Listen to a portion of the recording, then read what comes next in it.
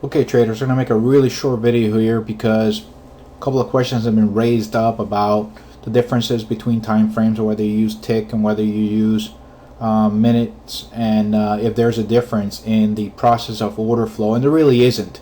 There isn't a difference, and it is important to understand that if you're trading the 240 time frame, you want to evaluate the order flow on that time frame. That is your trading time frame. You want to see if the market is strengthening or weakening.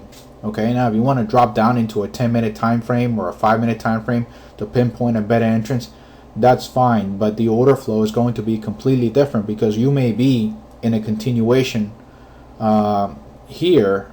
You may be here, and on a 1 hour chart or a 30-minute chart, this looks like a strong trend to the upside and that the market has changed direction, when in the grand scheme of things it hasn't. It doesn't really matter.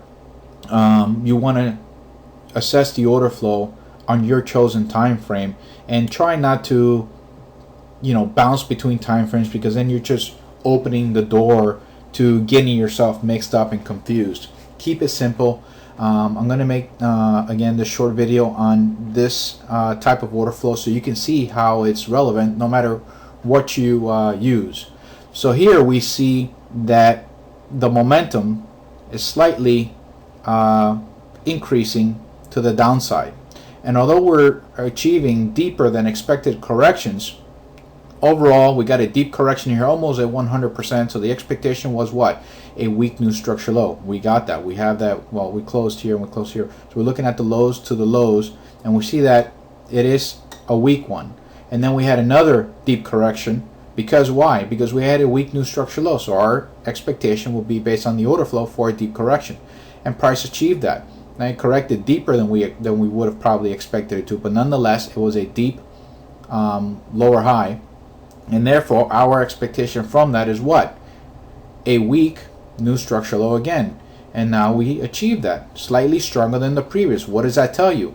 We had a slight increase in momentum here. We definitely see some volume entering the market. We're going to cover that again when we discuss bar by bar, but nonetheless we expect price to have somewhat of a mid-range pullback to a slightly deep pullback, and price achieves a very, very shallow pullback. So what does that tell you on the expectation for the next new structure low?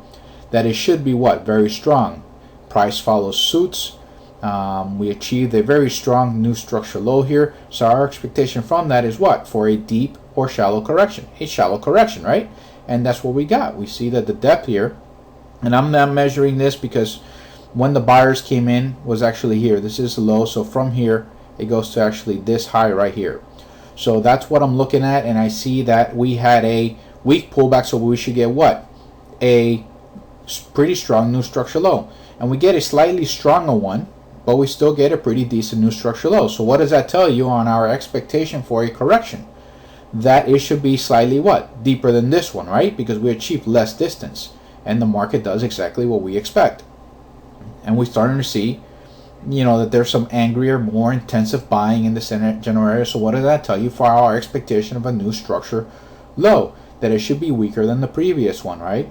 And what do we get? Weaker than the previous one. Price comes down, makes this structure low, and then comes back, has a probably equally as deep or maybe slightly deeper correction than this one achieved to this. So what does that tell you for your expectation? You're still expecting a new structure low, but you're expecting what? A generalized weak one as well. And although it was stronger than this one, it somewhat was the same. So we see we're not really picking up the strength that we had here, and price is somewhat not gaining strength, not really losing strength. We see that we have less momentum here than we have here. We see that the projections are the depths are getting are deep. We see that our projections are really not getting stronger, not really weakening. They're bouncing back and forth, but we still have 2 out of the 3 things that are telling us that this market is slightly weakening, because we have less momentum, we have fluctuations in projection, that shows instability, and we also have deep corrections. So there's 2 out of the 3, possibly 3 out of the 3 things that are telling us what? That this market is weakening.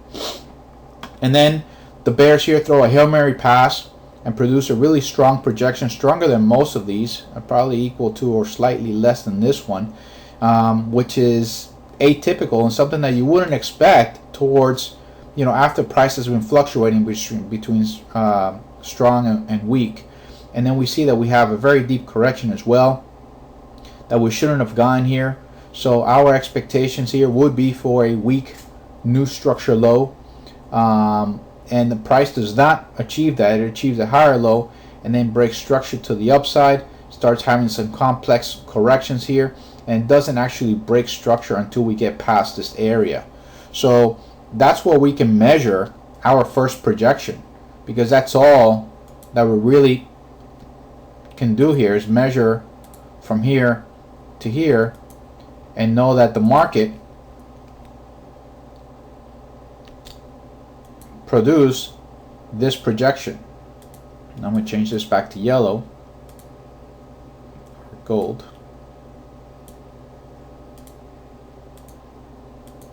Okay, and now we're starting to see that although we have complex corrections here, we're not going to take those into account. Why? Because this is the main swing right here, and anything within this is just complex corrections that we can assess to. We can see that we had, fairly deep correction, so we should get a weak new structure high in the short-term order flow. It's all relevant. It doesn't matter how you look at this. The information can be interpreted, and you can use this short-term order flow to help you form an expectation as to what the market should achieve. Now, price is bouncing back and forth in this complex corrective area between this high and this low. So what does that tell you for your new structure high? It tells you your new structure high, if you do get one, which is not the expectation, okay, shouldn't be all that extravagant, because your expectation at this point is for a new structure low. Price is really struggling to achieve that.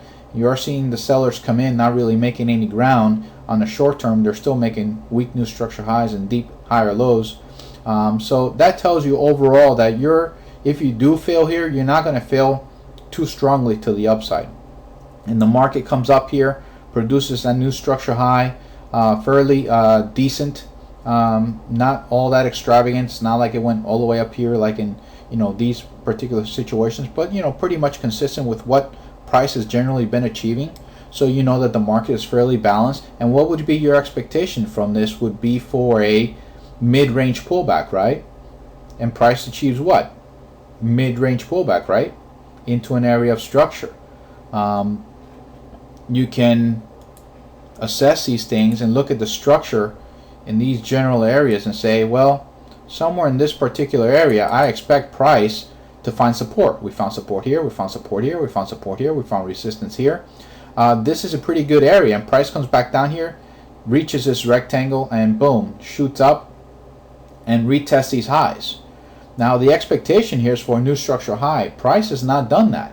Okay, so what would we have to see in order for price to maintain that expectation? Well, it doesn't matter if price closes below this. It would be concerning, but it doesn't mean we need to change our expectation. This is a higher low, but for price to change our expectation, we need to close below this level. Price has to close below this level to change our expectation on this structure analysis. So the fact that the bears came in here pretty strongly, corrected almost 100% of this shorter term swing, tells you that what? The bulls are not as strong as we expect them to be, and any new structure high that we get should be what? Weak. The price has challenges ahead of it. It's finding resistance in this general area here. It will be interesting to see our expectations for price to retest these lows, maybe even form a higher low, and then try to make another shot at that new structure high, since that is the expectation at hand. Okay, that's it. I wanted to keep this short to somewhere between 5 and 10 minutes. I think I achieved that, and I wanted you to see that there is no difference whether you're looking at a 240-minute base chart, which is a 4-hour chart, whether you're looking at a 1-hour chart, whether you're looking at a 5-minute chart, whether you're looking at a Renko bar or range bars. The swings can still be assessed from a momentum, projection, and depth point of view to help you understand and have an expectation as to how deep things should correct and how far price should extend.